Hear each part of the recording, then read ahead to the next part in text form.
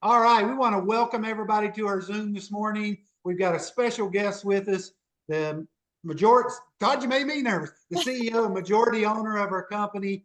Thank you so much, Darren, for giving us some time. I know you have 1,000 things on your plate. We've got almost 600 people. Guys, think about that, 600 people on a midday Tuesday in the East anyway. So we're so grateful what's going on. And as we said earlier, Darren, I know Todd and Brent and other leaders are on here. We're going to have maybe some questions for you, but a couple of things I'd love for you to talk about is the fact that you're managing this, running this as a legacy company. It's so important to us to know if we work hard and build this, that it's here for our kids and our grandkids. And then, as I said earlier when you first got on, my favorite quote I've ever heard from you, Darren, I believe, is that you didn't come out of retirement to build a mediocre company. I love that. And you've back that up. You put your money where your mouth is, so to speak. So welcome to the call today, Darren. So appreciative. Sure. Thank you guys for inviting me. I love seeing all of you on this. I actually was flipping through on the Zoom to see all of you, all of your faces, everybody with cameras on, and there were 13 pages. I had to screen over 13 times to see all of you. I think we're at a high of 594. I love seeing this. I love that. I mean, we have people from so many different teams on here, so many different teams getting together, helping each other, coming up with the best ideas. And this, I mean, this is what inspires me to see all of you working so hard and really building something incredible that we're all working on together. Yeah, I'll touch on a little bit kind of the future of the company. As Ken said, I didn't come out of retirement to build some mediocre company. That's right. That's what drives me every day is, well, there's basically two things, right? First of all, is just building this incredible company and building a company that will last for generations. It's what at the end of my life, I hope to look back on it and see what we've built and be so proud of what we've done together. And I want the same for each one of you to be so proud of the work that you're doing and to be building a valuable company that you can pass on to your children and your children's children. I don't want any of you to ever have to start over again with some other company and some other business. We want to just continue every day, every week, every month, building and building. You're building your foundation now, but you'll keep just adding to that and adding to that and adding to that. And that's really where we achieve this ultimate success of a very valuable company that will last for generations. The other thing that drives me is behind that success and what we're building is the thousands, tens of thousands, hundreds of thousands, and hopefully soon millions of people whose lives we're changing, not just with our products, changing people's health, which is an incredibly valuable thing, but we're also changing people's prospects in their life, giving them time freedom, helping them have a better financial future. Those are the things that really drive me. And as I sit here and I listen to you and each of you, and when I meet with our brand partners, talking about their dreams, their aspirations, what they want, we're the same. We all want the same thing. And so that really is what makes our partnership such a great success, is that we're all working for the same thing, help change people's lives and build something that is a legacy, not just as a company, but for each of you in your families, something that you can pass along. I'm happy to, Ken, if you've got other things you want me to talk about, Yeah, or Todd, well, Brent, we've got so anybody. many. Yeah, that's what I was going to say, Darren. We got Brent and Todd and many other leaders on here. So go ahead, Brent. Whoever's got a question, our moderators for Darren there. I'll say this, Darren. You obviously, and I say this everywhere I go. We see what all the owners and the executives are doing behind the scenes, working hard around the clock. But I say you're hungry, like you're hungry for growth. You're in all of our markets. You're traveling around the world. What are you seeing as far as the people coming to our company, whether it's China or whether it's Japan? As I look across, I'm seeing all these people start connecting dots with people. I mean, as a company, you've got the data, you're looking at that. Like, what does our international, you know, look like as far as growth across the company? So traveling around, meeting with new people, prospects, uh, as well as people that are quite experienced with our company. One thing that I'm always struck with is you can tell when you meet somebody, a potential prospect, you know if they're partner co people. You know if they care, if that's what drives them, if they lead with kindness, if they lead with helping other people. You kind of get a sense that they're partner co people. And then you start talking about what their goals are, what their aspirations are. You talk a little bit about what they've done in their life. And then you really know whether they're partner co people. If they are looking to build something big, build something long term. You can tell the people that are into kind of the pump and dump, right? They don't care. There are people out there, they literally don't care. If they go like this and then like that, some people are fine with that. Hey, I made a bunch of money in the meantime. It was great. I don't care that it all just went away. We made a bunch of money. Those aren't our kind of people. They're out there, but we are into building something long term in every market. And so I can readily see the people that are our kind of people. And they sense it too. They're attracted to us, right? Because we're not the pump and dump. We're not the, grow it up and then if it goes away, we don't care. The other thing that I love seeing as I'm traveling around the world and even in different markets. I mean, the US is on fire, Europe's on fire, it's kind of catching on in China and Japan and some of our other markets. But the markets, and especially even the teams that are most successful, are the ones that have a very clear system, like most of you are using. Very clear system of growth, a system of onboarding, a system of training. They have a way to make it very, very duplicatable for somebody who's just starting off, never been in network marketing. They can come in and be successful.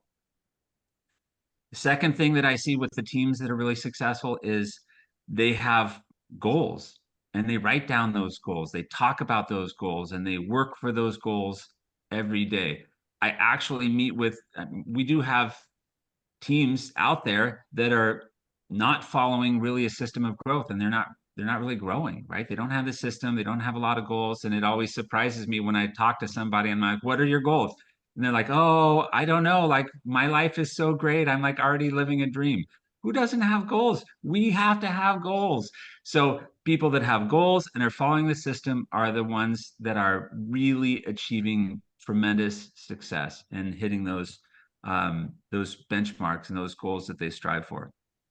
We are starting to see, I mean, the US, North America really has right now, these summer months, sometimes they're a little slower, not in North America. Like, we are not slowing down at all. I can't even believe it. I just looked at my numbers here and what we're going to hit for this month. We are not slowing down at all.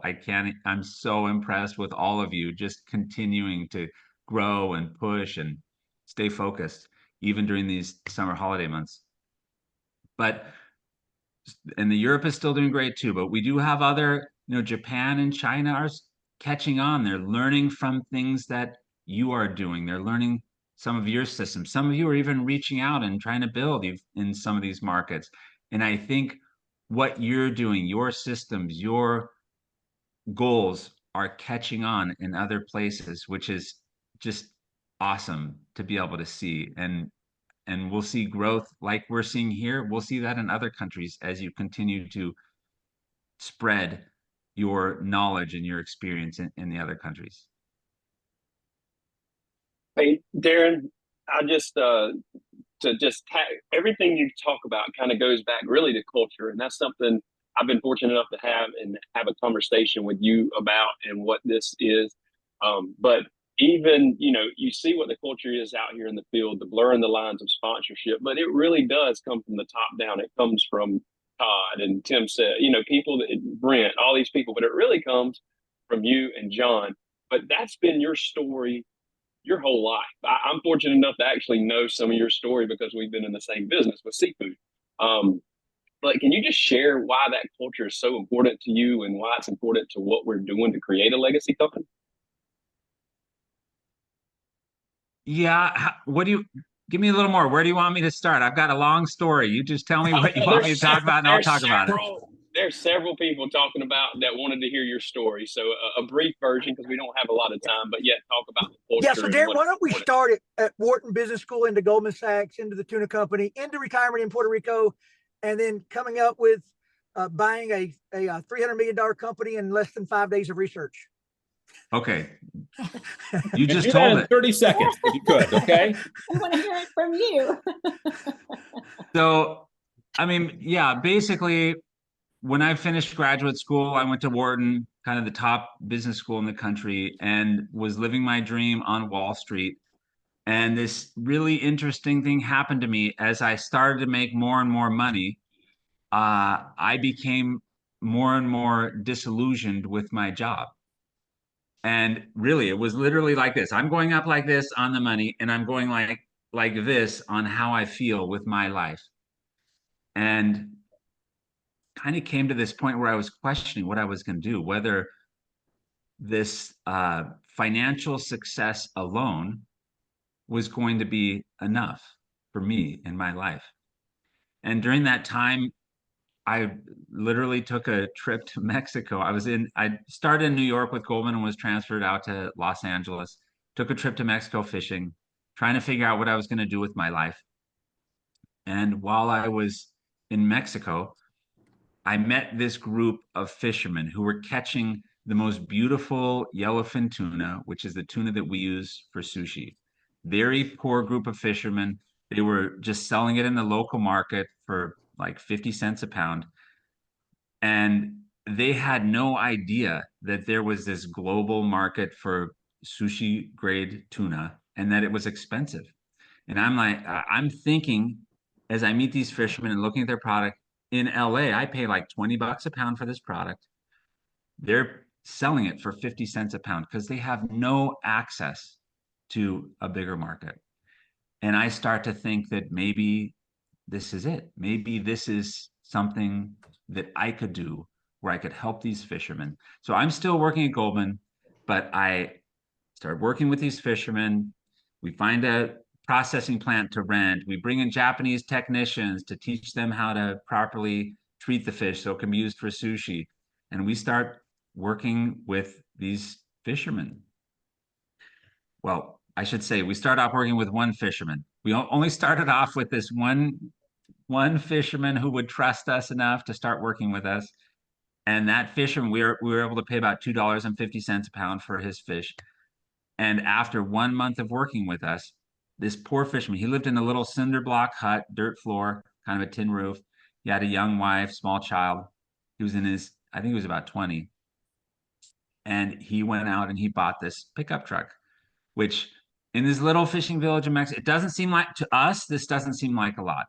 But you're in this little fishing village in Mexico, it is success. Like he had made it. He had arrived. And of course, all of his fishermen friends were asking, what's going on? What are you doing? You know, can we do it? And so he started introducing us to his friends and then their friends and their friends. And within about 3 months, we had about 1,000 fishermen fishing for us. And that really, every one of those fishermen experienced this dramatic change in their life, right? They started looking at better schools for their children, better housing situation. They bought cars. They were able to contribute more meaningfully in their community. And that going through that experience really changed my view of what my life could be, because I came to understand that not only can you have an investment that is successful, but you can do something that helps huge numbers of people fundamentally change the direction of their life. And from that point forward, I decided that really that's what I wanted to do. And I left Goldman, focused full time on that company. I decided I want to take this to the world. We expanded from Mexico to Brazil, Indonesia, Thailand, Vietnam, Fiji, Cook Islands, Marshall Islands, Ecuador, Costa Rica. And in all of these countries, the fishermen that we worked with experienced a dramatic change in their lives because we gave them access to these global markets and helped them be able to have a better life. And that was the very best thing that I'd done in my life up till that point. And the helping the fishermen, yes, it was a seafood company. I love the seafood. I love tuna. But what I loved most about what we were doing was working with those fishermen in the little fishing villages all over the world. We reinvested in schools. We built wells where they had lack of clean water. We did so much work with them. And it was what drove me. So I eventually sold the company to Bumblebee, the canned tuna company. They wanted to get into sushi quality tuna. And to this day, all of the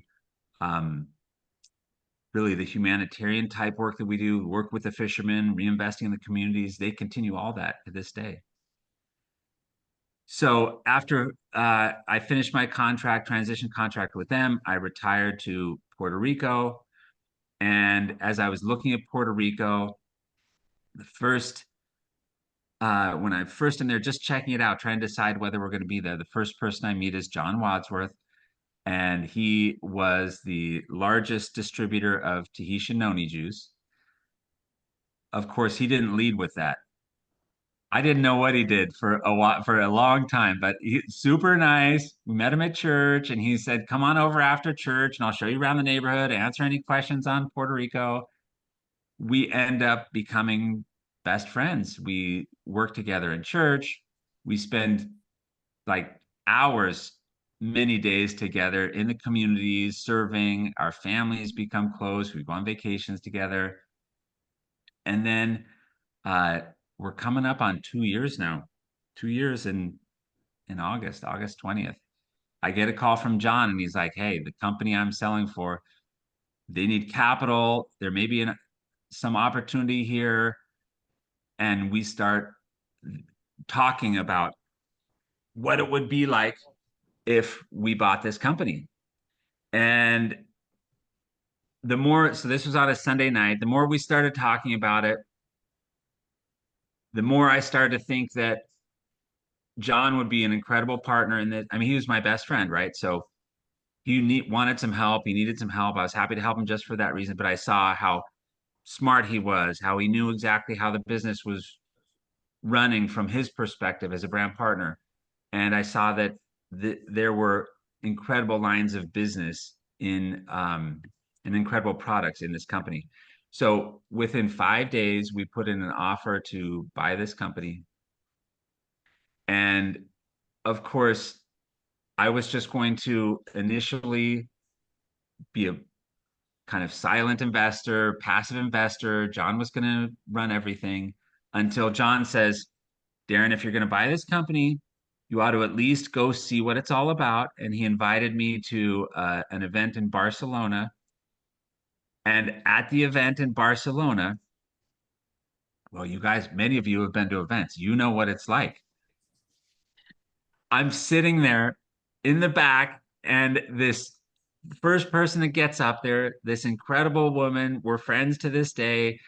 She talks about how she was introduced to our company. She was a hairdresser, making $20,000 a year, working every afternoon, all on the weekends, no time with her kids, really difficult life. And somebody introduced her to these products. She started taking them. She felt great. She loved them. And somebody mentioned to her then that, "Hey, you can also sell them." So she started selling the products. After about 3 months, she was making as much money doing this as she was in her hairdressing business. And so she left to work on it full time. I mean, now she makes many, many multiples of that. So really caught my attention because I thought, oh, I mean, this is changing people's lives, this work. I started kind of catching a little bit of what the company does. And then there were, person after person getting up on the stage, talking about how this company has changed their health, changed their finances, changed the quality of their life. And I started to see that this is familiar to me. This is helping people. This is changing lives. And at the end of the weekend, I just said to John, hey, what would you think if I weren't just a passive investor, but I came in and ran the company? I've built big companies. I see a real opportunity here to build something incredible. And John said, deal, let's do it. And that's how we started 2 years ago. Coming out of retirement, basically, I was retired at that point for almost 4 years. And now I work 16, 17, 18-hour days and love every minute of it because the work that we do is so meaningful, the work of helping people in their lives. So Darren, Darren, isn't it funny a lot of us have been in network marketing for a long time. And what we all know is all companies in network marketing or other industries are not run the same. And I just want you to hit on one thing. You're one of the most brilliant people I've ever met on logistics and finances. And you told us on day one that you were going to hire smart people. This company would run without you.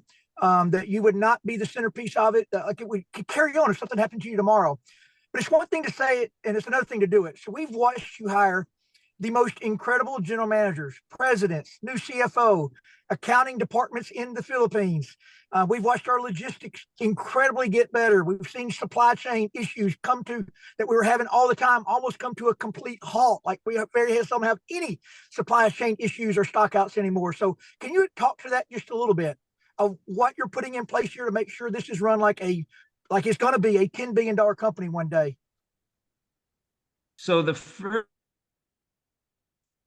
first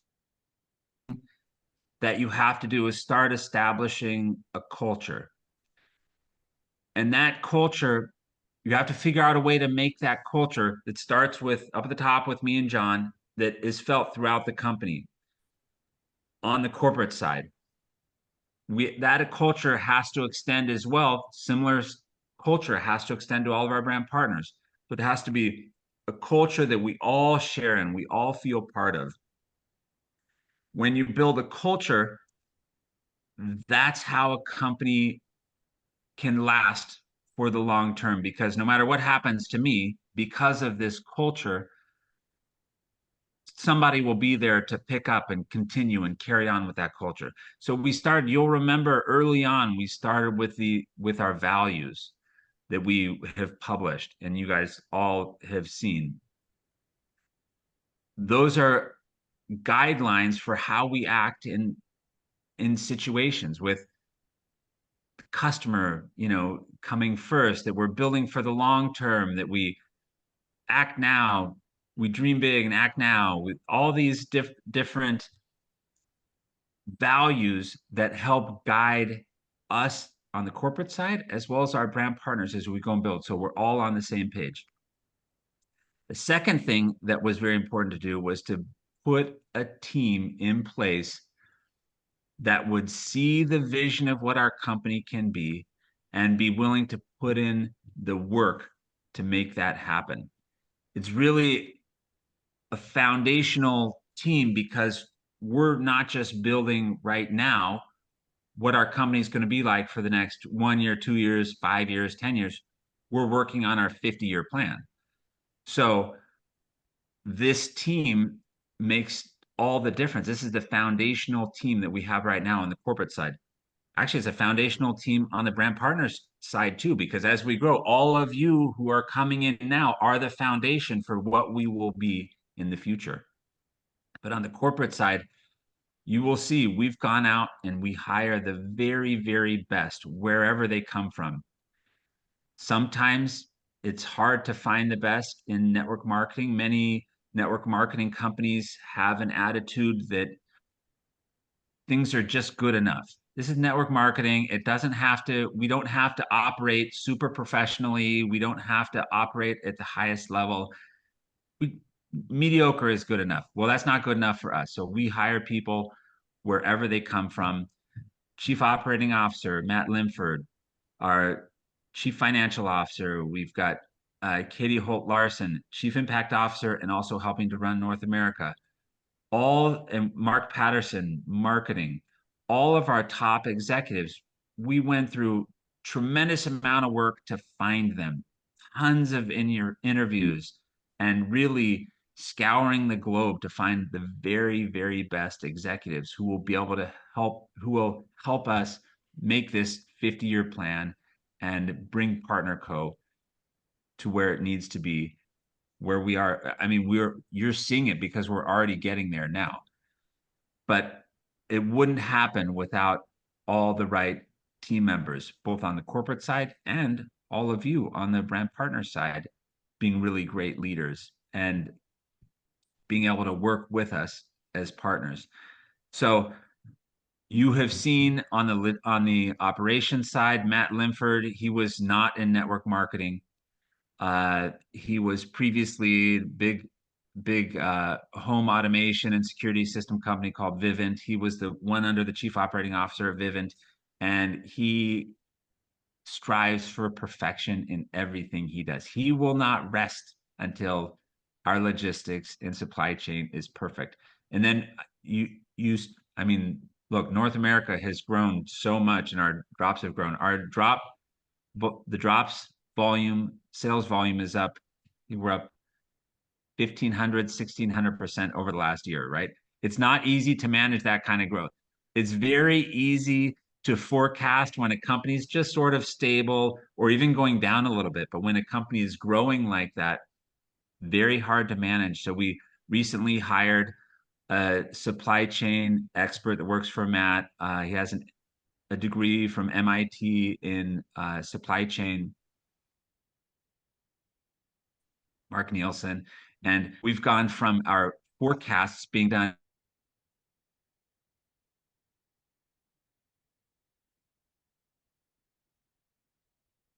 Did we lose Darren? I hope Maybe not. just frozen just for a second.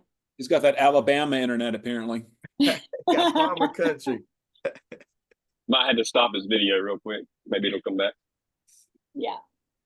Such an awesome call. Such an awesome call. Looks like you might have lost him there. One of the things isn't it interesting, Todd, how his tuna company parallels network marketing? Exactly. I was thinking that first fisherman made chair fisherman in about 2 weeks, right? Yes. It's amazing Yeah. how it's the same philosophy. But Such a- maybe he'll come back All on. about helping people. Such Yeah, a great he was analogy just with our business, for sure. I mean, talking about the global need for sushi, our global desire for sushi grade tuna, and then the global desire for our drops.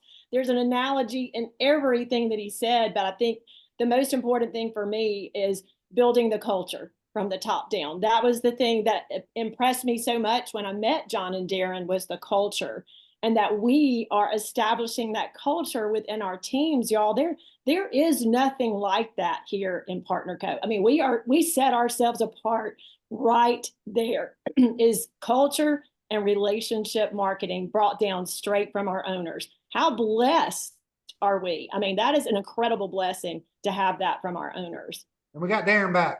Go ahead, Darren. I'm back. Yeah. So kind of building on what Michelle said, the idea of true partnership, it's a foundational principle of who we are. I mean, I view every single one of you as my partners in this business. I do. And I act accordingly. And we are teaching every one of our corporate employees to have that same attitude and feel that same way. We're partners.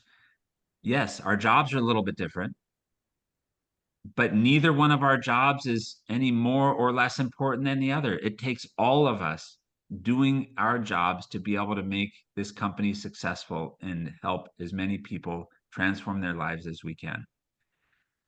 So partnership, I think it is something that's really unique that sets us apart. Every decision that we make, I'm thinking about what that decision, what impact that decision will have on the long-term prospects of our company. And John is thinking about what that decision will do for each of our brand partners and how that will affect them and their businesses. So when we make every decision from these two perspectives, I feel like that's a huge advantage for us because we're just going to make better decisions, help the company, help our brand partners, make us a long-term sustainable company. Any other question? I can't remember. I don't know where I got cut off. I probably had finished whatever the thought was that I was going to say. Yeah, we are right at our timeline this morning, Darren. But Brent, or I don't want anybody not to have a question answered. Anybody want to ask one more thing before we let him go get on with his day in Puerto Rico? Go ahead, Jerry. I had a question because I think maybe we're going to see a touch of it at PXP, but and your 50-year planning thing. I know we're all here because of these amazing products. What do you see in the future for more amazing products, or what's out there? Yeah, we are, I think many of you know, like I care about our products so much. Even before I came to this company, I got really healthy and really into supplements. And I went from taking about this many supplements and now I take about this many supplements. So I care. John, too. You see us. I mean, you couldn't have owners of a company, of a health and wellness company that care more about their health than John and I do. So we dedicate a significant amount of resources to research and developing new products. And we will continue to do that. We are working right now on our product development plan for the next 5 years. It's important to us to have a really good strategy for that. We're not really interested in, oh, here's a great product, let's try it and see how it works. We want to always be looking at our product portfolio, see where we have gaps, where we can fill a gap, see what's really working for our brand partners, and where we can offer products that will help complement what you are already doing. So that's another thing about our kind of product development plan, is making sure that whatever we do is supporting what you're doing and not in any way detracting from that. I feel like many companies, including even ours in the past, there was some randomness to what they were doing, and it wasn't always with the full support of our brand partners, and making sure that what we were doing would really lead to helping support our brand partners. So that's a key element even of our product strategy. But we care, like I said, we care more than anything about our products. So we will just continue launching new products as we kind of develop our 5-year plan. Starting off at the company, we have a lot of products. We actually have, kind of shrunk our product portfolio because there were many products that just weren't that successful. So all of our top products are great, but we have spent a lot of time analyzing our product portfolio and figuring out where to spend time. We're not launching a whole bunch of new products right now because our product portfolio right now that we have is working. We may offer some new products that are a little bit complementary here and there, but it's not going to be a whole bunch of new products right now. So, but that will come over time as we really work on developing our 5-year plan and have a system for how we will be launching those. Darren, this is Ken. I'm really going to put you on the spot here in a minute. I think Brent's got something first, but we always end our IPA call in a prayer. We're going to ask you to say the prayer since you love speaking so much. Sure, happy to. Go ahead, Brent. Yeah, I just wanted to say this, Darren, because I've talked with you and John, crazy enough, yesterday we talked about this very thing, but that you guys were establishing a company and a product portfolio that all the products are backed heavily by science, where we can all go stake our name and reputation to the products we sell on the market, but also that you want to have a portfolio that attracts people in their teens, and then we can be their wellness partner as their body ages. At every stage of their life. Yep. we can give them products that support their body at the time they need it. And every time I hear that, I think, how beautiful to get passionate about being somebody's wellness partner through their life. And so really appreciate the investment and the time and the R&D and everything that you guys are doing long-term for the future of that product portfolio. So I just wanted to say that, because every time y'all say it, it's beautiful. Yeah. I mean, that really is the goal, is having products available at every stage of life. I mean, many of our products overlap at various stages of life, but we want to make sure that we are there to support your health throughout your life. We want lifetime customers. You do too. Not only is it great for people's health, for them to remain focused on their health throughout their life, but it also is great for each of our businesses to be able to have products that will support people at every stage of their life, because a lifetime customer is a very valuable asset for all of us. Todd, you got anything before he closes this? Nope, I'm good. Thank you so much, Darren. I know you got 1,000 things. If you would, please close us in prayer. Okay, sure. Our dear Heavenly Father, we're so very grateful for this opportunity to meet together today. We are grateful for the opportunity we have to go out and serve and help other people and help transform their lives. We're grateful for our wonderful company. And I'm especially grateful for the hard work of each one of our brand partners here on this call and their dedication to helping others. Pray that we will continue to have thy guidance as we work to help others in their lives and continue to serve in our communities. And we ask for these things in the name of Jesus Christ. Amen. Amen. Thanks, everybody. Amen. Have a great day. Thank you, Darren. Thank you. Thank you guys. Grateful for you. Darren. Awesome call. Thank y'all. Amen. Thank you, Darren. Thank you so much. Thank you. Thank you. you. Closing in prayer. Thank you, Darren. Thank you. Great job, everyone. Thank Thank you. you. Thank Thank you. you, guys. Darren. Thank you, Darren. Thank you. Thank you so much. Thank you. Have a great day. Thank you. God bless Good you day, guys. everybody. Thank you, Darren. Love you, man. Keep going, Darren. You're great. Thank you so much. Wonderful. Thank you so much for doing it. Thank you, Darren. Thank you. Thank you so much. Blessed day, Thank everybody. you for keeping me my product life.